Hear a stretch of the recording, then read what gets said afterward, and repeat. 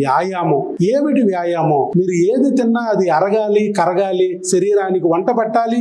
అది నీకు vitamins, minerals గా మారి నీ వీర్య వృద్ధి, ధాతు పుష్టి, అండాల క్వాలిటీ అవ్వాలి అంటే నువ్వు వ్యాయామం చేయాలి. ఒక కత్తిని అలా మూలన పడేసామంటే అది మొండి కత్తి అయింది. అదే సానబడుతూ ఉంటే చురకత్తిలాగా నీకు ఉపయోగపడుతుంది. ఇక్కడ కూడా అంతే, నీ శరీరాన్ని రోజు సానబట్టాలి. అదే వ్యాయామం. ఎలా చేయాలి? మీరు వ్యాయామం యోగా రూపంలో చేస్తారా, ఎక్సర్సైజ్ రూపంలో చేస్తారా, ఫిజికల్ యాక్టివిటీ స్విమ్మింగ్ చేస్తారా, షటిల్ ఆడతారా, లేదా భార్యాభర్తలు ఇద్దరు కలిసి సరదాగా వాకింగ్ చేస్తారా, లేదా ఇద్దరు కలిసి ఒక పాట పెట్టుకుని డాన్స్ నేర్చుకుంటారా, మీ ఇష్టం. రోజు 1 అవర్ వ్యాయామం జరగాలి. ఏమిటి దీనివల్ల లాభం? ఫిరామోన్స్ రిలీజ్ అవుతాయి, ఎండార్ఫిన్స్ రిలీజ్ అవుతాయి. It's a good hormone. అలాగే నువ్వు నీ స్నేహితులు గాని, నీ బాల్యంలో నీకు పాఠాలు చెప్పిన నీకు ఇష్టమైన మాస్టర్ గారింటికి గాని వెళ్ళి వాళ్ళతో కాసేపు వాళ్ళకి ఏదో కాయో పండో పలమో తీసుకెళ్లి వాళ్ళతో కాసేపు భోజనం చేసినా, కాసేపు ముచ్చటించిన, ఆ మధుర స్మృతుల్ని జ్ఞాపకం చేసుకుంటూ కాసేపు కాలక్షేపం చేసిన నీ ఒంట్లో చక్కటి హార్మోన్ రిలీజ్ అవుతాయి. Serotonin, dopamine, good hormones. అలాగే మీ ఇంట్లో ఏదైనా అన్నం ఎక్కువ ఉన్నప్పుడు, చిన్న ఫంక్షన్ జరిగినప్పుడు కాస్త భోజనం మిగిలిపోతే ఆ భోజనాన్ని 4-5 పార్సల్ గా చేసి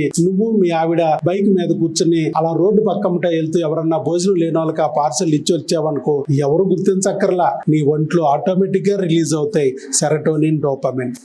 ఇవన్నీ పుణ్యం అని పేరు పెట్టారు మన పెద్దోళ్ళు. పుణ్యానికే సైన్స్ లో సెరటోనిన్, డోపమిన్ అని పేరు పెట్టారు.